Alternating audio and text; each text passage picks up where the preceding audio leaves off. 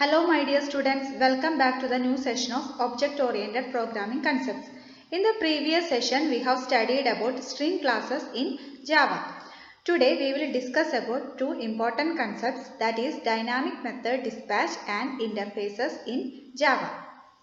We have already studied about method overriding in Java and we discussed that Java supports runtime polymorphism through method overriding. Dynamic method dispatch is the mechanism by which a call to an overridden method is resolved at runtime rather than compile time. Before moving to dynamic method dispatch, we have to look at a new concept, upcasting. Parent class reference variable can refer to the child class object. This is known as upcasting. Consider this example. Here parent P equal to new parent, that is P is the object of parent class and C is the object of child class. Then we assign parent P equal to new child of, that is parent class in the reference variable child class in the object in assign cheyanu. This is known as upcasting. Parent class in the reference variable child class in the object in assign cheyunu. It is known as upcasting. പക്ഷേ reverse ആയിട്ട് child ക്ലാസിന്റെ reference വേരിയബിളിക്ക് ഒരിക്കലും parent ക്ലാസിന്റെ ഒബ്ജക്റ്റിനെ assign ചെയ്യാനായിട്ട് പറ്റില്ല. കാരണം അത് ഇൻകോമ്പാറ്റബിൾ ടൈപ്പ് ആയിട്ട് വരും. So it is not possible. Okay, so upcasting എന്ന് പറയുന്ന ഈ മെത്തേഡ് യൂസ് ചെയ്തിട്ടാണ് നമ്മൾ ഡൈനാമിക് മെത്തേഡ് ഡിസ്പാച്ച് ജാവയിൽ കൊണ്ടുവരുന്നത്. Okay, working of dynamic method dispatch. When an overridden method is called through a superclass reference, Java determines which version, that is superclass version or subclass version of that method is to be executed based upon the type of object being referred to at the time the call occurs. Thus, this determination is made at runtime. So, dynamic method dispatch can help to achieve runtime polymorphism in Java. Okay. Consider this example of runtime polymorphism or dynamic method dispatch. ഇവിടെ class bike എന്ന് പറഞ്ഞിട്ടൊരു class create ചെയ്തിട്ടുണ്ട്. അതിൻ്റെ ഉള്ളിൽ run എന്ന് പറയുന്ന ഒരു മെത്തേഡിനെ declare ചെയ്തിട്ടുണ്ട്. എഗെയിൻ ബൈക്ക് എന്ന് പറഞ്ഞ ക്ലാസ്സിനെ എക്സ്റ്റെൻഡ് ചെയ്തിട്ട് സ്പ്ലെൻഡർ എന്ന് പറഞ്ഞിട്ടൊരു ക്ലാസ് ക്രിയേറ്റ് ചെയ്തിട്ടുണ്ട്. ഇതേ വോയിഡ് റൺ എന്ന് പറഞ്ഞ ഇതേ മെത്തേഡിനെ ഇതേ സിഗ്നേച്ചറിൽ ഞാൻ സബ് ക്ലാസ്സിൽ റീഡിഫൈൻ ചെയ്തിരിക്കുകയാണ്. So it is method overriding. Super ക്ലാസ്സിലുള്ള ഒരു മെത്തേഡിനെ സബ് ക്ലാസ്സിൽ റീഡിഫൈൻ ചെയ്യുന്നതിനെയാണ് മെത്തേഡ് ഓവർ റൈഡിങ് എന്ന് പറയുന്നത്. ഇങ്ങനെ ഒരു കേസിൽ മെയിൻ മെത്തേഡിൻ്റെ ഉള്ളിൽ I M creating the reference variable of bike. ബൈക്കിൻ്റെ റെഫറൻസ് വേരിയബിൾ ആണ് ക്രിയേറ്റ് ചെയ്യുന്നത്, നോട്ട് ബൈക്ക് ഒബ്ജക്റ്റ്. ബൈക്കിൻ്റെ റെഫറൻസ് വേരിയബിൾ ക്രിയേറ്റ് ചെയ്തിട്ട് അതിലേക്ക് സബ് ക്ലാസിൻ്റെ ഒബ്ജക്റ്റിനെ അസൈൻ ചെയ്യും. That is we done upcasting here. Okay, then we call B dot run, then the method in the sub class execute. Okay, that is we got the output running safely with the 60 km. That is the run method in subclass works here. That is, ഇവിടെ method invocation is determined by the JVM, not compiler. It is known as runtime polymorphism. Compile ഇവിടെ ഏത് മെത്തേഡാണ്, sub ക്ലാസ്സിലെ method വേണോ super ക്ലാസ്സിലെ മെത്തേഡാണോ invoke ചെയ്യേണ്ടതെന്ന് തീരുമാനിക്കുന്നത് compile ടൈമിലല്ല, run ടൈമിലാണ്. അതുകൊണ്ടാണ് ഇതിനെ റൺ ടൈം പോളിമോർഫിസം അച്ചീവ് ചെയ്യുന്ന കേസ് എന്ന് പറയുന്നത്. ഓക്കെ, ഇവിടെ ഏത് മെത്തേഡ് എക്സിക്യൂട്ട് ചെയ്യണം, സൂപ്പർ ക്ലാസ്സിലെ മെത്തേഡ് എക്സിക്യൂട്ട് ചെയ്യണോ സബ് ക്ലാസ്സിലെ മെത്തേഡ് എക്സിക്യൂട്ട് ചെയ്യണോ എന്ന് തീരുമാനിക്കുന്നത് ഏത് ക്ലാസ്സിൻ്റെ ഒബ്ജക്റ്റ് ആണോ ഇതിലേക്ക് അസൈൻ ചെയ്യണേ ആ ക്ലാസ്സിൻ്റെ ഒബ്ജക്റ്റിനെ ഡിറ്റർമിൻ ചെയ്തിട്ടായിരിക്കും. അത് ഡിറ്റർമിൻ ചെയ്യുന്നത് only at compile run time ആയിരിക്കും. Okay, this is the example of Java run time polymorphism or also known as dynamic method dispatch. Okay, here is the another example of runtime polymorphism or dynamic method dispatch. ഇവിടെ class shape എന്ന് പറഞ്ഞിട്ടൊരു class create ചെയ്തു. അതിൽ void draw എന്ന് പറഞ്ഞൊരു method ഉണ്ട്. Then ഈ shape എന്ന് പറഞ്ഞ ക്ലാസ്സിനെ എക്സ്റ്റെൻഡ് ചെയ്ത് I M creating 3 classes, that is class rectangle, class circle and class triangle. ഈ എല്ലാ ക്ലാസ്സിലും ഈ ഡ്രോ എന്ന് പറഞ്ഞ മെത്തേഡിനെ റീഡിഫൈൻ ചെയ്തിട്ടുണ്ട്. Okay, then I am creating the reference variable of the parent class. The shape class in the reference variable creating. Then this reference variable first I assign the object of rectangle, that is s equal to new rectangle. Then we call s.draw, it will call the method of rectangle class. Okay, so I am got the output drawing rectangle.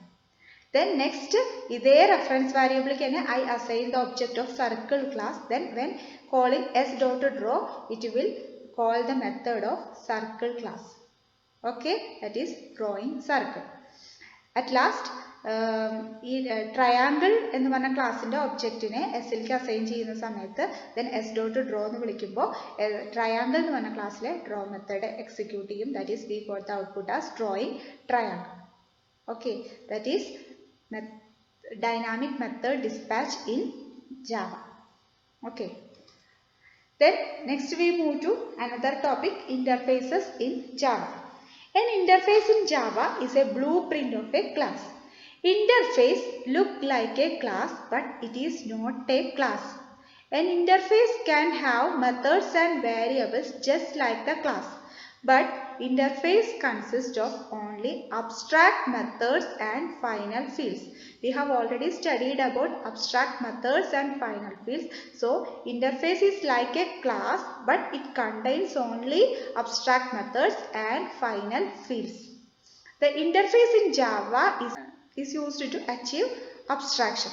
Also, interface is also used to achieve multiple inheritance in Java. നമ്മൾ inheritance പഠിക്കുമ്പോൾ നമ്മൾ പറഞ്ഞിട്ടുണ്ടായിരുന്നു ജാവയിൽ multiple inheritance direct class വഴി support ചെയ്യാൻ പറ്റില്ല. So ജാവയിൽ multiple inheritance support ചെയ്യാൻ വേണ്ടി യൂസ് ചെയ്യുന്ന ഒരു കൺസെപ്റ്റാണ് interface. Java interface also represents is a relationship. Okay, it cannot be instantiated just like the abstract class. നമുക്ക് സാധാരണ ഒരു ക്ലാസ് ഇൻസ്റ്റാൻഷിയേറ്റ് ചെയ്യുന്ന പോലെ ഒരിക്കലും ഇന്റർഫേസിനെ ഇൻസ്റ്റാൻഷിയേറ്റ് ചെയ്യാൻ പറ്റില്ല.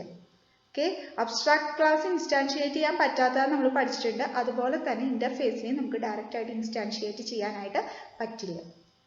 Okay, then what are the reasons for using interface? There are mainly 3 reasons. First one, it is used to achieve abstraction, and second one, by using interface we Java support multiple inheritance, and third one, it can be used to achieve loose coupling in Java. Okay, these are the 3 reasons to use interface. Then what are the difference between an interface and a class? Okay, you cannot instantiate an interface. ഒരു class ഇൻസ്റ്റാൻഷിയേറ്റ് ചെയ്യുന്ന പോലെ ഇന്റർഫേസിനെ ഇൻസ്റ്റാൻഷിയേറ്റ് ചെയ്യാൻ പറ്റില്ല. Then next point, an interface does not contain any constructors. Classes can contain constructors, but interface cannot contain any constructors. All of the methods in an interface should be abstract methods. An interface cannot contain instance field. The fields inside the interface must be final. Static and final fields മാത്രമേ ഉണ്ടാവുള്ളൂ. Then next point, an interface is not extended by class. It is implemented by class.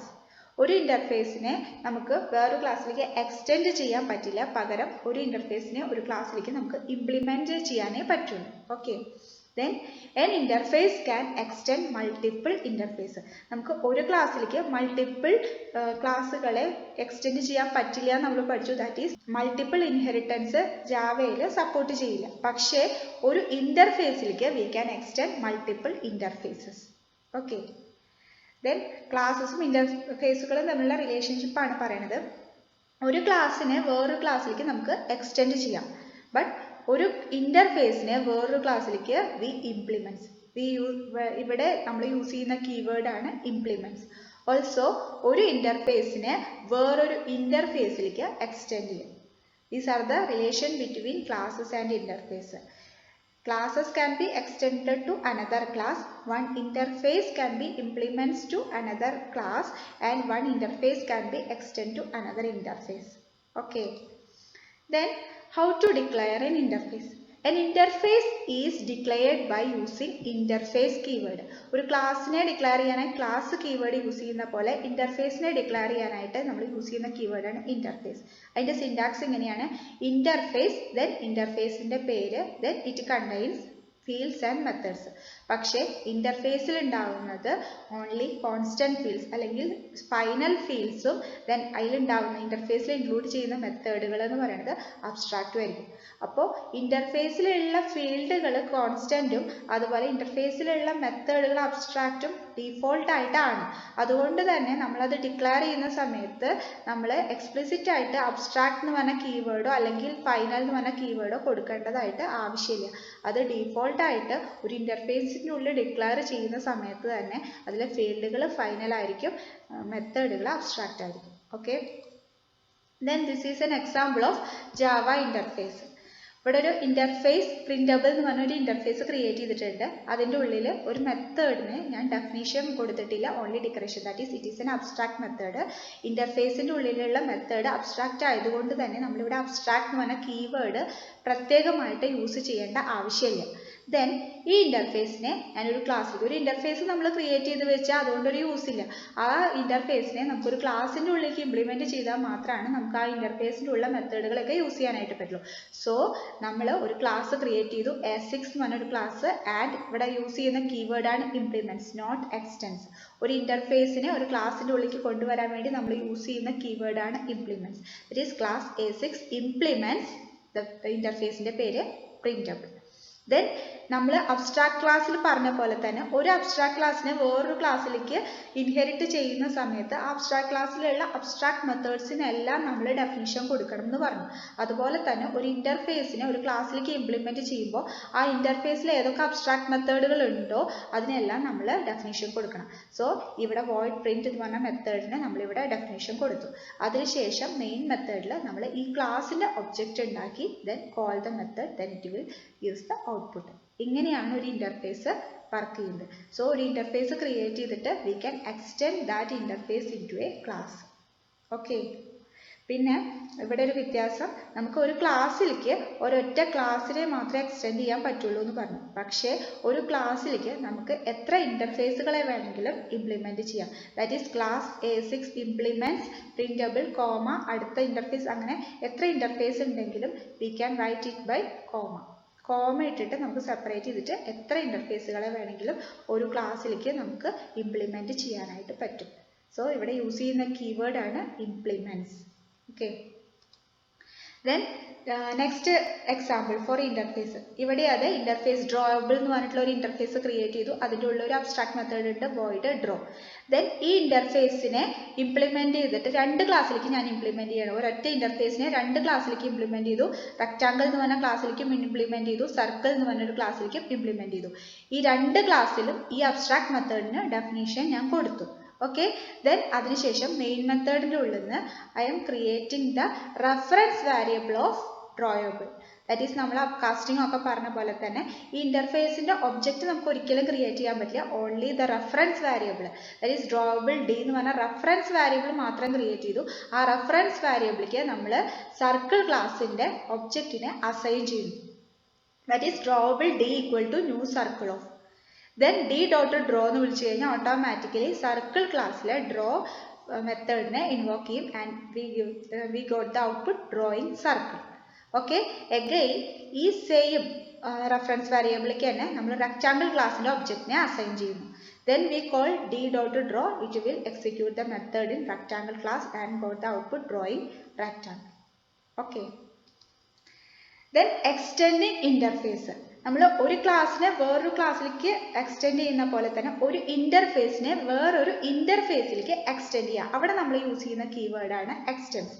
An interface can extend another interface in the same way that a class can extend another class. The extends keyword is used to extend an interface and the child interface inherits the methods of the parent interface.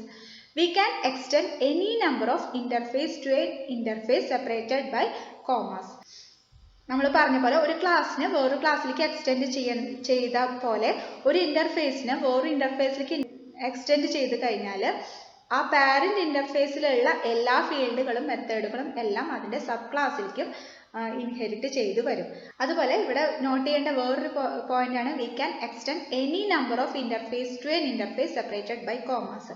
That is ഒരു ഇന്റർഫേസിലേക്ക് നമുക്ക് എത്ര ഇന്റർഫേസുകളെ വേണമെങ്കിലും extends keyword വഴി comma ഇട്ട് കൊടുത്തിട്ട് നമ്മൾ ഇംപ്ലിമെന്റ്സിന്റെ case പറഞ്ഞ പോലെ തന്നെ ഇവിടെ എക്സ്റ്റെൻസ് കഴിഞ്ഞിട്ട് എത്ര ഇന്റർഫേസുകൾ വേണമെങ്കിലും കോമ ഇട്ട് കൊടുക്കാൻ നമുക്ക് പറ്റും. Okay, that is interface printable എന്ന് പറഞ്ഞിട്ട് ഒരു ഇന്റർഫേസ് ക്രിയേറ്റ് ചെയ്തു. അതിൻ്റെ ഉള്ളിൽ വോയിഡ് പ്രിന്റ് എന്ന് പറഞ്ഞിട്ട് ഒരു മെത്തേഡ് ഉണ്ട്. ദെൻ ഈ ഇന്റർഫേസിനെ എക്സ്റ്റെൻഡ് ചെയ്തിട്ട് വേറൊരു ഇന്റർഫേസ് ക്രിയേറ്റ് ചെയ്തിരിക്കുകയാണ് ഇന്റർഫേസ് ഷോവബിൾ എക്സ്റ്റെൻസ് പ്രിന്റബിൾ. ഇവിടെ നമുക്ക് ഇന്റർഫേസ് എക്സ്റ്റെൻഡ് ചെയ്യുമ്പോഴുള്ള syntax interface sub class interface extends parent class interface comma then എത്ര അങ്ങനെ ഇന്റർഫേസുകൾ വേണമെങ്കിലും കോമിട്ടിട്ട് നമുക്ക് ഒരൊറ്റ ഇന്റർഫേസിലേക്ക് എക്സ്റ്റെൻഡ് ചെയ്യാനായിട്ട് പറ്റും. ദെൻ ഇതിൻ്റെ ഉള്ളിലും ഒരു അബ്സ്ട്രാക്ട് മെത്തേഡ് ഉണ്ട്, void show. So already parent ഇന്റർഫേസിലുള്ള മെത്തേഡ് ഇതിലേക്ക് വന്നിട്ടുണ്ടാവും. കൂടാതെ സബ് ക്ലാസ്സിലോ വേറൊരു മെത്തേഡിനും കൂടി ഡിഫൈൻ ചെയ്തിട്ടുണ്ട്, ഷോ. ദെൻ ഒരു ക്ലാസ് ക്രിയേറ്റ് ചെയ്തു. ദെൻ ആ ക്ലാസ്സിലേക്ക് ഈ ഷോവബിൾ എന്ന് പറഞ്ഞ ഇന്റർഫേസിനെ ഇംപ്ലിമെന്റ് ചെയ്യും. അങ്ങനെയാകുമ്പോൾ ഈ ഷോവബിളിൽ രണ്ട് അബ്സ്ട്രാക്ട് മെത്തേഡ് ഉണ്ട്, പ്രിന്റും ഷോയും. ഇതിൻ്റെ രണ്ടിൻ്റെയും ഡെഫിനേഷൻ ഈ ഇംപ്ലിമെന്റ് ചെയ്യുന്ന ക്ലാസ്സിൽ നമ്മൾ കൊടുക്കണം. അതിനുശേഷം ഈ ക്ലാസ്സിൻ്റെ ഒബ്ജക്റ്റ് ക്രിയേറ്റ് ചെയ്തിട്ട് we can call print method and show method. അപ്പോൾ അതിനനുസരിച്ചിട്ടുള്ള ഡെഫിനേഷൻസ് വർക്ക് ചെയ്തിട്ട് V got the output. This is extending interface. A class can implement any number of interface. Okay, ഒരു ക്ലാസ്സിലേക്ക് നമുക്ക് എത്ര ഇന്റർഫേസുകളെ വേണമെങ്കിലും ഇംപ്ലിമെന്റ് ചെയ്യാൻ പറ്റും. We have already studied that.